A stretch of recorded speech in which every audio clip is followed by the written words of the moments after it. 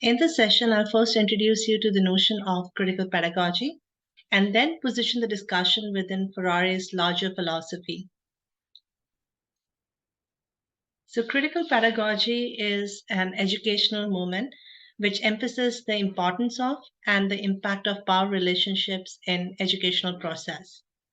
Critical pedagogy studies the role which education plays in maintaining the social stratifications of society and the possibility for social change which exists through the schools. Critical pedagogy reflects on the role of teachers and students in the classroom and how each can and should contribute to the content of the study and the interactions that take place. So the question is, how can we as an instructor create a sense of community?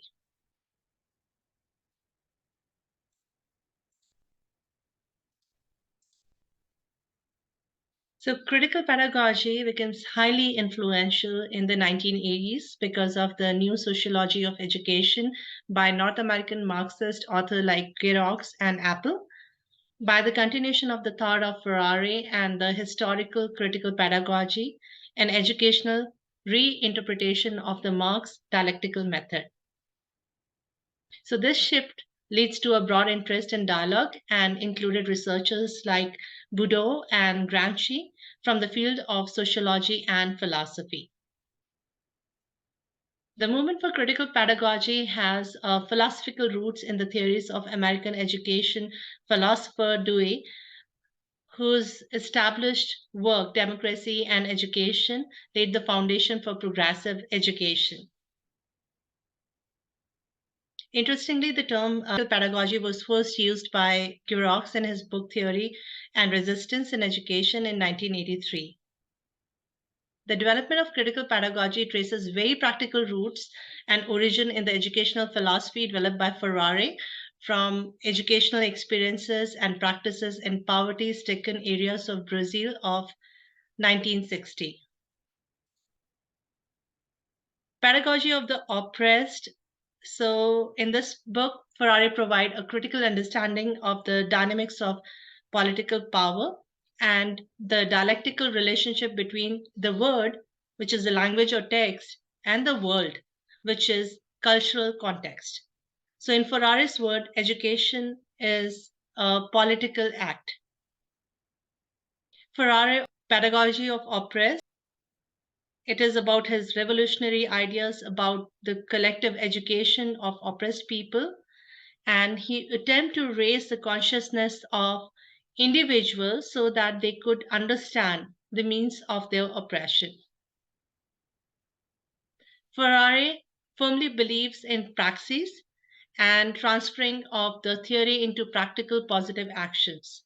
Freire described praxis whereby a person's action is based on certain qualities of what is believed to be truth about the word and themselves, and how a person decide what course of action to take based on those truths.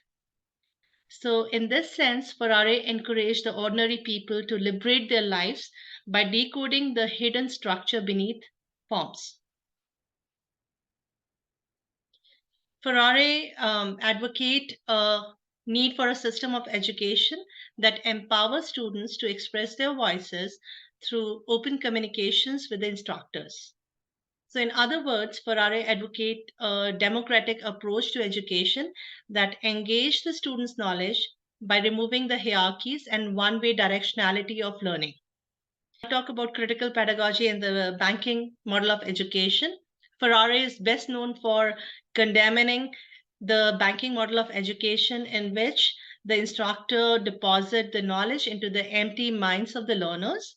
It's an actor that impede objectivity and create a power relation and social inequalities. So banking education resists dialogues and the student act as a passive learner who lacks the critical consciousness and patiently receive, memorize, and repeat. So instead, Freire advocate for a critical education which is transformative, which is dialogical, which is debatable, which is liberating, and stress the importance of cultivating and nurturing our virtues to become exemplary educators. Now I'll talk about the concept of conscientization. So Ferrari concept of conscientization is based on the understanding of students as subject rather than objects. For example, conscientization begins when students become aware of their agency, their social context, the economic context, gender, etc., and to shape their reality.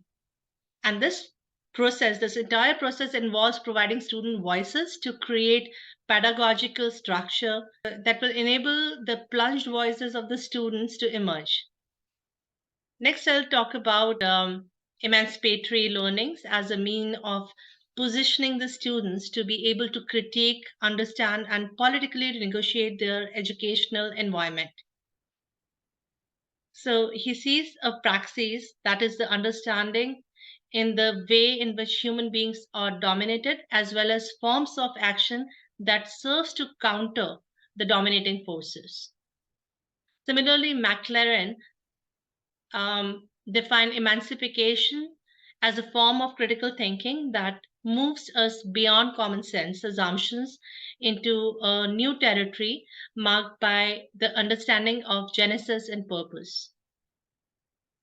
So, thus, in Ferrari terms, if I talk about emancipations, that emancipatory thinking allow individuals to participate in the socio historical transformation of their society as they begin to bring their work under their own control.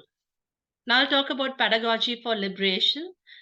So Ferrari equate education with democracy and politics, oppression and liberation.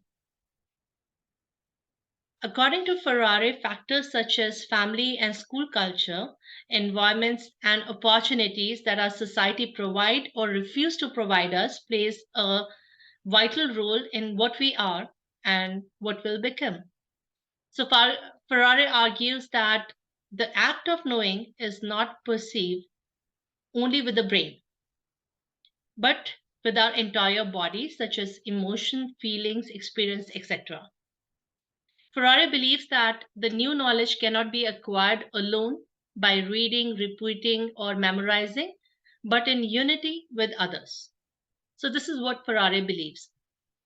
And to transform education, Ferrari advocate for a pedagogy that uplifts the students into a problem-solving education, which relies on dialogue relating to the realities of the life that is familiar to the students and giving them a voice and raising their critical consciousness. Now discuss the dialogical theory. So dialogue has been defined as a fundamental imperative of critical pedagogy and the basis of the democratic education that ensures a democratic state. Through dialogue, a classroom can be made in a public sphere, a locus of citizenship, in which we don't just study at the school, but in everyday life, solving the everyday's problem. So that was the concept of the dialogical theory.